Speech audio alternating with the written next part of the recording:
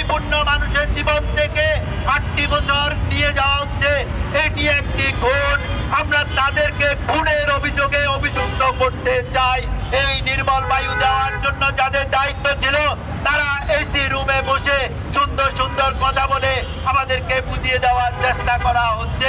বায়ু দূষণ জনিত জরুরি স্বাস্থ্যগত রেড অ্যালার্ট এখনই জারি করা হোক। 2023 সালে একটি রিপোর্ট প্রকাশ করেছিল, সেখানে বলা হচ্ছে ঢাকার মানুষের গড় আয়ু 6 থেকে 8 বছর কমে যাচ্ছে শুধুমাত্র বায়ু দূষণের কারণে।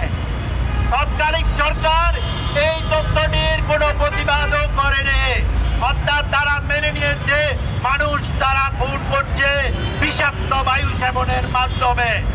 এই যে আমার জীবন থেকে 8টি বছর নিয়ে যাওয়া হচ্ছে, লক্ষ লক্ষ পরিপূর্ণ মানুষের জীবন থেকে 8টি বছর নিয়ে যাওয়া হচ্ছে। এটি একটি খুন।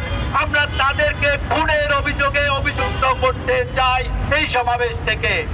সম্মানিত শুধু আমরা এমন একটি বায়ু সেবন করছি সেটি সমাজের সর্বস্তরের মানুষ সেবন করছে। সেই বায়ুটি পৃথিবীর সবচেয়ে দূষিত এবং বিষাক্ত বায়ু।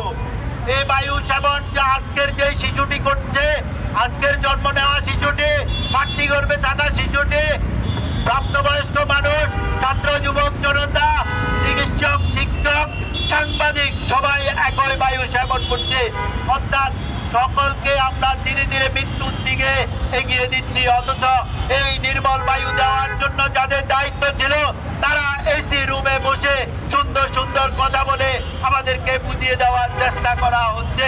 মাঠের অলরাউন্ডার আমি, আর ঘরের allrounder Tilex. Tilex toilet cleaner, clean মানেই টাইলক্স। আবার কেউ কেউ আমাদেরকে এয়ার পিউরিফায়ার ব্যবহারের পরামর্শ দিচ্ছেন। আমরা তাদেরকে বলতে চাই, এই দেশের মানুষ একটি ম্যান্ডেট দিয়ে এই নতুন সরকারকে, ইন্টেরিয়াম সরকারকে দায়িত্ব দিয়েছে। এখনো কেন আমাদেরকে রাস্তায় দাঁড়াতে হবে প্রশ্ন রাখতে চাই। এখনো কেন রাত্রে 2টা বাজে পাদ্মকুঞ্জের গাছকে আমাদের পাহারা দিয়ে রাখতে হবে? এটা খুবই লজ্জাজনক, এটা অনাকাঙ্ক্ষিত, এটার আমরা তীব্র নিন্দা জানাই। আমরা বাংলাদেশের ঢাকা শহরে বায়ু দূষণ জনিত জরুরি স্বাস্থ্যগত জরুরি অবস্থা বা রেড অ্যালার্ট দাবি জানিয়ে আসছিলাম। সারা বাংলাদেশের বায়ুর মান একইভাবে খারাপ। আমাদের যারা ক্ষমতায় আছে, পরিবেশ অধিদপ্তরের, পরিবেশ মন্ত্রণালয়ের যারা দায়িত্বে আছেন, তাদেরকে লজ্জা লাগে না যে এই নির্মল বায়ু নিশ্চিত করার দায়িত্ব নিয়ে বসে থাকে? তারা নির্মল বায়ু তো দূরের কথা, এই ডিসেম্বর মাসে বায়ুমান সূচকে সর্বোচ্চ 840 AQI নিয়ে অবস্থান করছি। যে বায়ু আমরা সেবন করছি সেটি একটি মৃত্যুকূপ, অর্থাৎ টর্চার চেম্বারেও হয়তো হিটলার এই ধরনের বিষাক্ত গ্যাসে মানুষকে নিয়ে গিয়েছে কিনা সন্দেহ রয়েছে। অথচ ঢাকাতে আমরা প্রতিনিয়ত সেই বায়ু সেবন করছি।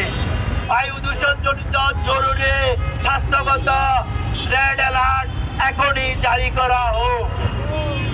এই রেড অ্যালার্ট জারির সময় ফিটনেসবিহীন গাড়িগুলোকে অবশ্যই রাস্তা থেকে ফেজ আউট করতে হবে এবং সেটি আজকে থেকেই কার্যক্রম শুরু করতে হবে।